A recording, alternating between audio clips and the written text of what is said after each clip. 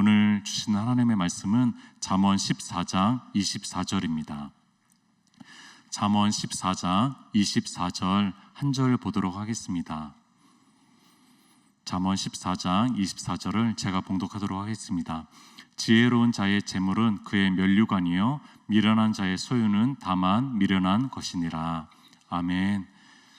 베데스다바 한 지적장애인 성도님이 진담 반 또 우스갯소리 반으로 이런 얘기를 저한테 많이 얘기합니다.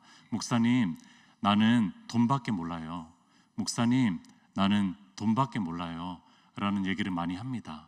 수급비로 이제 생활하는 그 친구 아버지 부모님을 다 여의고 나서 혼자 살아가는 이 삶에 굉장히 돈이 중요하니까 목사님, 나는 돈밖에 몰라요. 라고 많이 얘기합니다. 얘기를 듣는데 비단 그 성도님만의 얘기는 아니다라는 생각이 듭니다. 세상에 많은 사람들이 돈밖에 모르고 살아가지 않을까 생각을 해 봅니다. 세상은 돈밖에 모르는 것 같기도 합니다. 왜냐하면 세상의 주요 관심은 경력이고 직장이고 일이고 통장이고 주식이고 증권이고 부동산이기 때문입니다. 우리 자녀들의 교육의 목적은 도대체 무엇일까요? 그 잘 나가는 일반 경영대학원의 MBA를 거치고 하는 그런 목적은 도대체 무엇입니까? 좋은 교육을 받고 좋은 훈련을 받는 그 목적은 도대체 무엇일까요? 경제적 성공이 아닐까 생각을 해봅니다. 마치 돈밖에 모르는 사람을 만들어내는 그런 사람, 그런 교육이 아닐까 생각을 해봅니다. 마치 돈밖에 모르는 세상 같아요. 그런데 곰곰이 한번 생각해 보자는 거죠. 곰곰이 한번 생각해 봅시다. 돈밖에 모른다라고 얘기하지만 정말 우리가 돈에 대해서 잘 아냐는 거죠. 정말 우리가 돈에 대해서 심사숙고하고 돈에 대해서 크리스찬이어도 성경적으로 한번 고찰을 해 보았냐는 것입니까? 여러분들 돈에 대해서 생각하면은 우리가 너무나 좋아하지만 그러나 왠지 조심스러운 것이 돈으로 생각이 듭니다. 죄송합니다. 돈 해서 죄송합니다. 오늘 돈에 대한 이야기를 좀 해보려고 합니다. 이 젊은 목회자가 돈에 대해서 뭘 알겠습니까? 그러나 성경 안에서 나오는 돈에 대한 이야기를 좀 해보려고 합니다. 마태복음 19장에 한 부자 청년이 나옵니다. 부자 청년, 예수님에게 영생에 대한 질문을 던진 거 보니까 아주 진지한 신앙의 고민을 가졌던 젊은 청년이었던 것 같습니다. 그러니까 이제 부자만이 아니었던 거죠. 그냥 돈만 많은 청년이 아니라 아주 이 진지한 고민을 가지고 있었던 청년이 바로 이 청년이었습니다. 예수님께서 10계명 중에서 몇 개의 계명을 언급합니다. 얘기를 하니까 이 계명들도 잘 준수하려고 잘 지키려고 애쓰고 있습니다 라고 말한 거 보니까 사회적으로 보아도 또 종교적으로 보아도 누가 보기에도 그래도 좀 의젓하고 바른 모범 생활을 하고 있는 그런 친구가 바로 이 젊은 청년이었다라고 생각해 봅니다. 그러니까 이제 간지남이죠. 그리고 이제 멋진 교회 오빠입니다. 멋진 교회 오빠. 요즘에 이제 뭐 MZ 세대들은 이렇게 좀 연세가 있어도 대화를 너무 잘하더라고요. 너무 잘해서 참 좋더라고요. 보기가 좋은데 그런 MZ 세대처럼 이 젊은 청년이 돈도 많고 뭔가 용기 있게 예수님이라는 그 걸출한 선생과 아주 대화를 잘 하고 있는 모습을 보게 되는 거죠. 자, 그때 예수님께서 이런 요구를 합니다. 너의 소유를 팔아 가난한 사람들에게 주라라고 얘기합니다. 그렇게 이제 멋들어지게 살아가고 있고 또 종교적으로도 사회적으로도 바른 열심히 살아가려고 하는 이 젊은 청년, 부자 청년이 거기에 갑자기 묵묵부답하게 되는 거죠. 아무 대답을 못하게 되는 겁니다. 성경은 이렇게 표현합니다. 마태복음 19장 22절 그 청년이 재물이 많으므로 이 말씀을 듣고 근심하며 떠나가니라. 세 번역으로 한 번 더 읽어드릴게요. 그러나 그 젊은이는 이 말씀을 듣고 근심하면서 떠나갔다. 왜냐하면은 그에게는 재산이 많았기 때문이다. 여러분들 이 훌륭했던 간지남이고 멋진 교회 오빠였어요. 그런데 이 질문 앞에, 이 요구 앞에, 예수님의 요구 앞에 이 사람이 아주 근심하면서 떠나간 것이죠. 근데 저는 이 젊은 청년이 저보다는 좀 나은 것 같습니다. 왜냐하면 저는 근심도 안 하고 뒤돌아설 것 같아요. 이거는 나랑 안 맞는 선생이구나, 나랑 맞지 않는 가치관을 갖고 있구나, 뭐 어떻게 전 재산을 다 팔아가지고 가난한 사람들에게 주라고 하고 따르라고 하는 것일까? 이 사람은 좀 안 맞는 사람이구나 라고 하면서 근심도 안 하면서 떠나갈 것 같은데, 여러분들 이 젊은 청년은 근심하면서 떠나갔다고 합니다. 헬라어로 류페라는 단어를 사용하거든요. 여러분들 이 단어는 아주 심각한 근심을 얘기합니다. 슬픔이 가득히 묻히는 그런 근심을 얘기합니다. 여러분들 그런 근심 속에서 이 젊은 청년은 떠나간 거예요. 그러니까 아주 진지한 신앙적 고민 가운데 빠지면서 떠나가게 된 거죠. 그러면서 예수님이 제자들에게 이런 얘기를 덧붙입니다. 내가 진실로 너희에게 이른다. 부자가 천국에 들어가는 것 어렵다. 부자가 천국에 들어가는 거 어려워. 여러분들 도대체 돈이 무엇입니까? 여러분들 도대체 돈이 무엇이길래 이 부자 청년, 아주 의젓한 이 청년도 돌아서게 한 것입니까? 예수님을 온전히 못 따르게 한 것입니까? 여러분들 돈이 도대체 무엇입니까? 여러분들 오늘 본문에 이런 얘기가 나옵니다. 지혜로운 자의 재물은 그의 면류관이라고 얘기합니다. 그러나 미련한 자의 소유는 다만 미련한 것이라고 얘기합니다.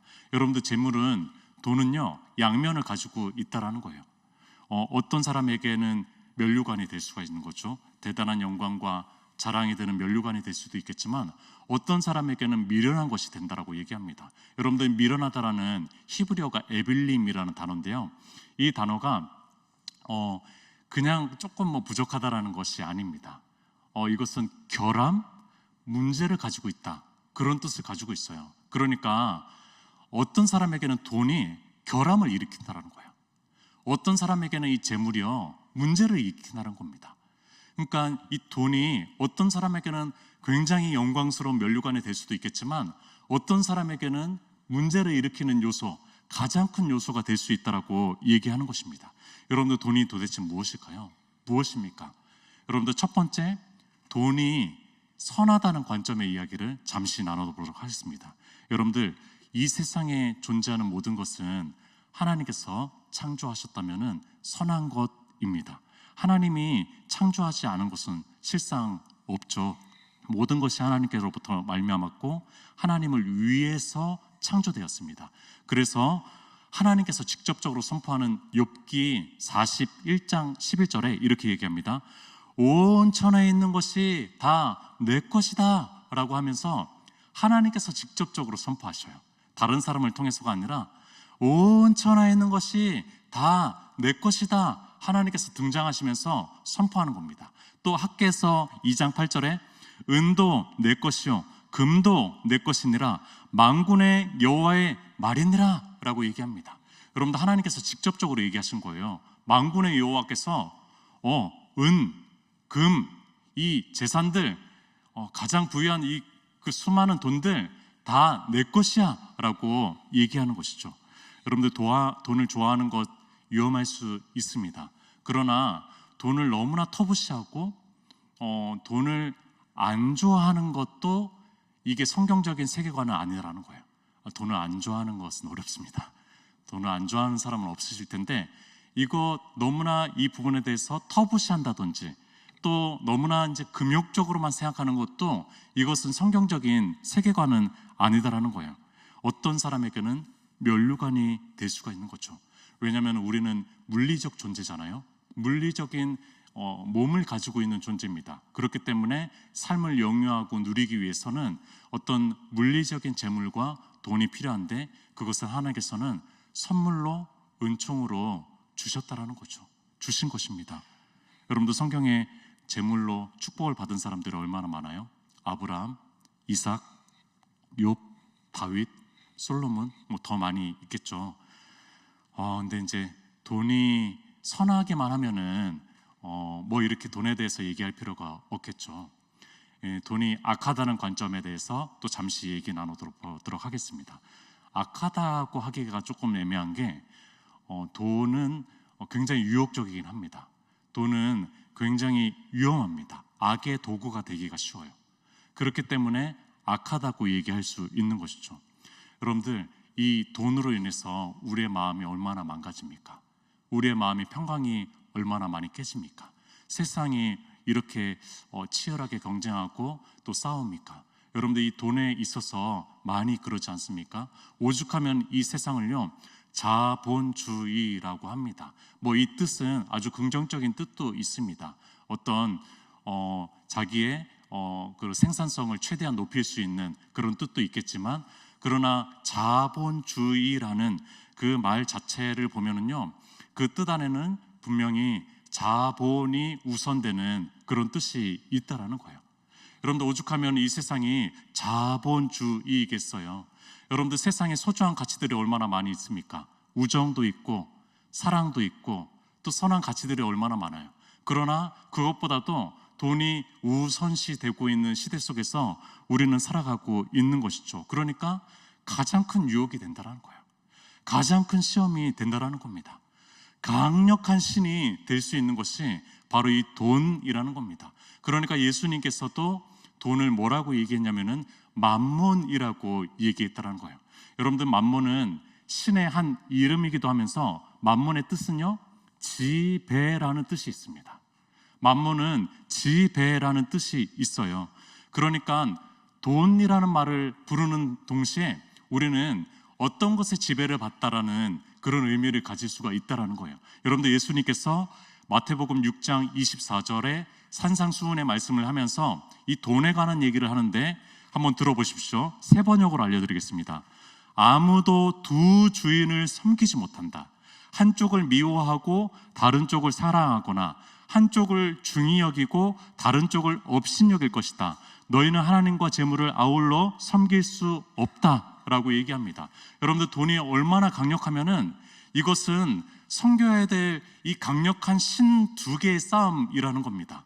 한쪽을 미워하지 않으면은 한쪽을 온전히 사랑할 수가 없다라는 거예요. 한쪽을 업신여기지 않으면은 한쪽을 중하게 생각할 수 없다라는 겁니다. 그러니까 이 돈이 얼마나 강력한 맘몬이고 신이냐는 것입니다. 여러분들, 맘몬은 우리를 통치하고 지배하려고 하는 힘을 가졌다라고 예수님께서는 얘기하고 있는 것입니다. 여러분들, 그렇습니다. 돈은 하나님이 주시는 선물과 은총인 동시에 엄청나게 유혹적인 악의 도구가 될 수 있고 노예가 될 수 있는 도구라는 생각을 해 봅니다. 여러분들, 돈의 가치는요, 그렇다면은 소유한 소유자에게 달려 있습니다. 그리고 돈을 사용하는 사용자에게 달려 있다라는 거예요. 오늘 말씀이 그런 말씀이죠. 지혜로운 자의 재물은 멸류관이, 미련한 자의 소유는 미련한 것이다 라고 얘기하는 것처럼, 여러분들, 의로운 부자들이 참 많이 있다라고 얘기했잖아요. 아브라함, 이삭, 다윗. 그런데 한번 생각해 보십시오. 이들이 부자가 되기 위해서 열심히 살았나요? 그렇지가 않죠. 여러분들, 이들은요, 하나님을 바라보고 살았고 하나님을 갈망하고 살았을 뿐인데 하나님께서 복을 내려 주신 것이죠. 그리고 의롭게 은혜롭게 돈을 사용한 그런 사람들이 있습니다. 삭개오도 예수님을 만나고 의로운 은혜로운 쓰임새를 가지는 그런 소유자가 됐습니다. 또 아리마대 요셉은 큰 돈을 들여가지고 주님의 무덤을 준비했고, 바나바 또 고넬료는 구제 사역을 참으로 잘했던 그런 사람이었습니다. 루디아는 아시는 것처럼 자색 옷감 사업을 했던 그런 장사꾼, 여성 장사꾼 사업자였습니다.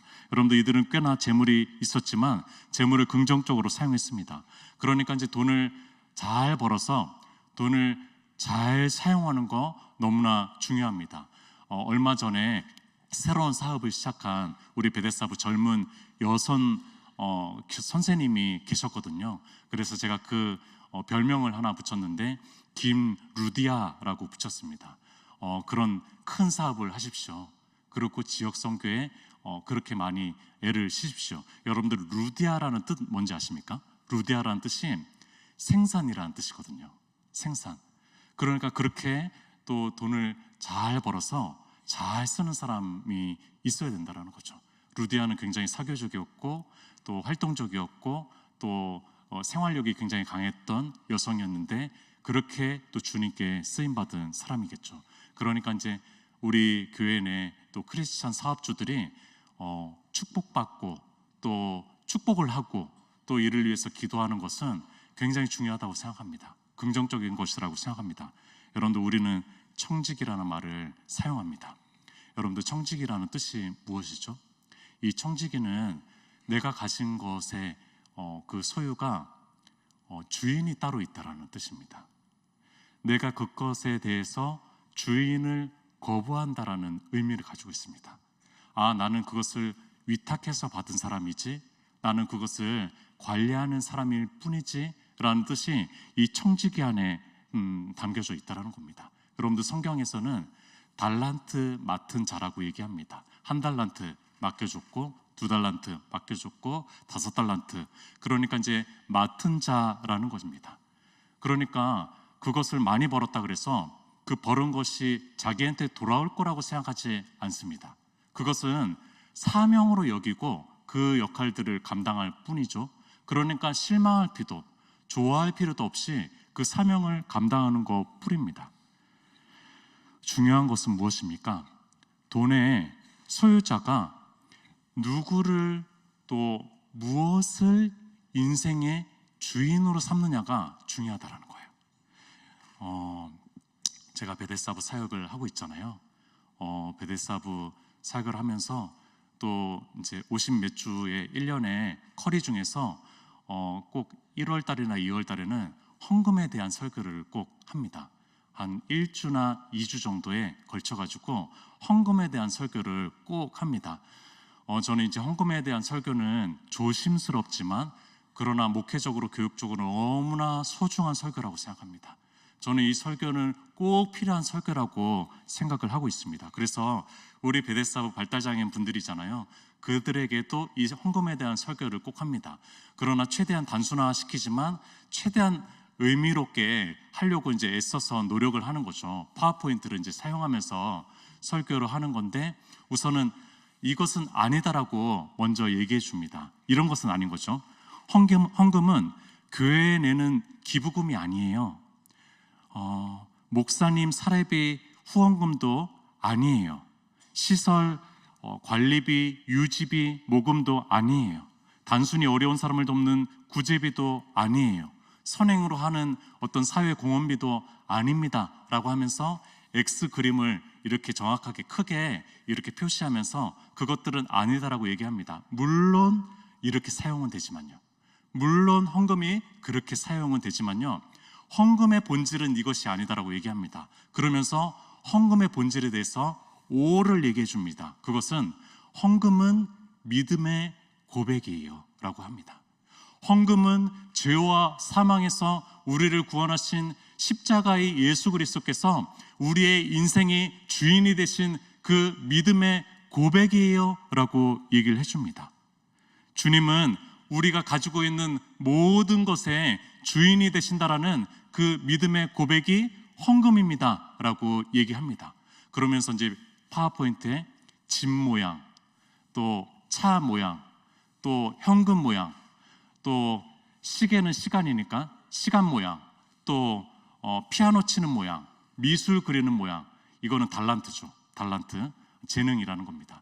이것을 다 묶어가지고 이것의 모든 것의 주인은 예수님이다 라고 고백하는 믿음의 고백 중에 하나가 헌금이라는 거예요. 여러분들, 저는 이렇게 헌금을 가르칩니다. 이 모든 것의 주인이 당신이셨군요. 그래서 헌금을 낼 때 이렇게 마음속으로 생각해야 된다라고 저는 얘기합니다. 예수님이 나의 주님이십니다. 예수님이 내 삶에 가진 것의 전체의 주인이십니다. 내가 돌려드리고 있는 이 헌금뿐만이 아니라 나머지 가지고 있는 모든 것들의 주인도 주님이십니다 라는 생각으로 헌금을 해야 된다라고 저는 가르칩니다. 여러분들, 우리는 청지기입니다. 여러분들, 청지기는 주인이 있다라는 거예요. 주인이 따로 있다라는 겁니다. 여러분들, 얼마나 힘든 고백이에요. 여러분들, 얼마나 헌금이 내기 힘든 고백입니까? 내 것은 내 것이고 싶어요. 여러분들, 내 것은 그냥 내 것이었으면 좋겠어요. 그런데 이 고백을 하면서 내야 된다는 거예요. 여러분들, 주인 교체를 해야 되는데 이것이 참으로 쉽지 않다라는 거죠.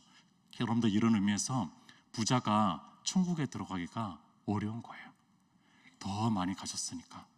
여러분들, 수급자 생활을 하면서 일부 살아가는 우리 이제 베데스다부 성도님들이 저보다는 천국에 들어가기가 더 쉬운 거죠. 주인됨을 고백하기가 더 쉽습니다. 여러분들, 지구 반대편에 저 가난한 나라에 살아가고 있는 크리스찬들이 더 저보다는 천국 가기가 더 쉬운 거죠. 저도 얼마 있지 않은 그 재산을 주님의 것으로 고백하는 것이 얼마나 힘든지 모르겠어요. 여러분들, 팀 켈러 목사님과 함께 더불어서 현대에서 가장 유력하고 가장 영향력 있는 목사님이 존 파이퍼 목사님입니다. 이분이 아주 흥미로운 얘기를 돈에 관해서 얘기해 주셨어요. 이런 얘기를 했습니다. 10계명 중에서 1계명과 10계명이 만난다라는 거예요. 동일한 개념이라고, 동일한 계명이라고 얘기를 합니다. 이 희한하죠? 우리가 좀 생각하기가 쉽지가 않습니다. 1계명은 그거잖아요. 나 외에 다른 신을 내 앞에 두지 말아라 라는 1계명을 가진다면은 10계명은 내 이웃의 집을 탐심하지 말아라, 탐하지 말아라는 계명이 가지고 있는데, 이 1계명과 10계명이 만나고 있고 이 두 개의 계명이 나머지 8개 계명을 괄호로 묶고 있다라고 얘기합니다. 여러분들, 1계명을 현대어로 이렇게 표현합니다. 존 파이퍼는 너는 늘 최고로 나를 사랑해야 한다. 다른 어떤 구애자보다 나로 인해 기뻐해야 한다. 나보다 더 나에게 매력적인 존재는 없어야 한다. 나를 너의 가장 귀한 보화로 여기며 나로 인해 만족해야 된다 라는 것이 1계명이라는 거예요. 여러분들, 주님을 더 갈망해야 되고 주님으로부터 더 만족한다면은 10계명에 내 이웃의 집을 탐하지 않는다라는 거죠. 여러분들, 이 탐한다라는 것이 히브리어로 갈망한다라는 거거든요. 존 파이퍼가 얘기하는 하나님을 1계명으로 갈망하는 것처럼, 갈망할 때 내 이웃의 집을 갈망하지 않게 된다라는 거죠. 그러니까 1계명과 10계명이 만난다라는 것입니다. 대단한 통찰이라고 생각합니다. 나 외에 다른 신을 두지 말아라. 너의 마음에 나와 견줄 수 있는 것 어떤 것을 둬서는 안 된다. 나를 온전히 갈망해라. 내가 나를 소유하면 진짜 만족을 얻을 수 있을 것이야. 탐심을 버릴 수 있을 것이야 라고 얘기한 것이 바로 이 존 파이퍼의 통찰이고 생각이었습니다. 여러분들, 우리가 주님으로부터 만족한다면은 이 돈에 대한 탐심 좀 내려놓을 수 있지 않을까 생각을 해봅니다. 여러분들, 그러면서 이 존 파이퍼는 한 가지의 단어를 제시하는데 자족이라는 단어입니다. 이것은 이제 바울이 먼저 제시했던 일체의 비결이라고 얘기했던 그런 단어죠. 자족이라는 단어를 얘기해 줍니다. 주님 안에서 자족한다라는 거죠. 제가 설교 서두에 이런 얘기를 했잖아요. 난 돈밖에 몰라요. 목사님, 난 돈밖에 몰라요. 그런데 우리는 어쩌면은 난 예수님밖에 모릅니다 라는 고백이 필요할 수도 있을 것 같습니다. 난 예수님밖에 몰라요. 난 예수님만으로 충분해요. 난 예수님만으로 만족해요. 난 예수님만으로 됐어요. 이것이 우리에게 정말로 필요할 수도 있다는 생각을 해봅니다. 자족, 주님 안에서 자족할 수 있으면 얼마나 좋을까요? 여러분들, 실천적인 방법 하나만 제시하고 제가 마치도록 하겠습니다. 이거는 이제 저한테만 해당되는 걸 수도 있어요. 제가 이 자족을 실천하기 위해서 한 8년 됐나 9년 됐나 그 전부터 실천하고 있는 하나가 있는데, 그것은 뭐냐면요, 신용카드를 쓰지 않는 겁니다. 신용카드를 쓰지 않는 거. 제가 어느 순간에 보니까 신용카드는 내가 가진 것보다 더 쓰게 되더라고요. 그리고 저의 형편이 뻔하잖아요. 저의 벌이가 뻔하잖아요. 그런데 이상하게 이건 조절이 안 되는 거예요. 그러나 이제 체크카드는 매일매일 쓴 내역들이 보이고 잔금이 보입니다. 잔액이 보여요. 그리고 체크카드는 영원이 되면 더 이상 쓰지 않습니다. 집에 있는 것으로 먹든지 어떻게 해서든 그냥 자족해서 살려고 하는 거죠. 저한테는 굉장히 많이 도움이 됐어요. 이전에는 마이너스가 계속 났었거든요. 여기 안에도 있어가지고 좀 부끄럽긴 한데 왜 이렇게 갚는데 마이너스가 나는지 모르겠어요. 지금은 마이너스는 안 납니다. 체크카드니까 영원히 남아요. 여러분들 우리에게 그런 자본주의 사회 속에서 자족할 수 있는 어떤 실천의 방법들, 이것들도 참 중요하다는 생각을 해봅니다. 신용카드 회사 우리 업종을 다니시는 분이 계십니까? 죄송합니다. 뭐 그분들한테는 해당이 안 되겠지만 저는 이 신용카드는 굉장히 큰 유혹과 시험 악의 도구가 될 수 있다라고 생각해보고, 우리 베데스다부 성도님들도 이 신용카드 빚 때문에 난리가 나고 어려운 가운데서 허덕이고 그거 갚느라고 신용불량자가 되고 구제를 회복 신청하고 하는 것들을 너무 많이 봐가지고 이건 정말 안 좋은 악의 도구가 될 수도 있구나, 그런 생각을 해봤습니다. 우리는 청직입니다. 우리 청직이로서 주님 안에서 만족하고 주님께서 주시는 그 쓰임새 안에서 우리가 이 돈을 또 잘 벌고 잘 쓸 수 있었으면 좋겠습니다. 함께 기도했으면 좋겠습니다. 오늘 하루의 삶도 청지기의 삶을 살아가야 될 텐데 하나님께서 우리에게 주신 또 많은 것들이 있습니다. 그것이 돈이든 재물이든 또 어떤 재능이든 달란트든 그 모든 것들이 하나님께서 주신 것인데 그것을 주인됨을 고백하면서 또 잘 쓸 수 있는, 또 잘 벌 수 있는 그런 귀한 건강한 청지기의 삶 살아갈 수 있도록 우리 주여 한번 외치고 기도했으면 좋겠습니다.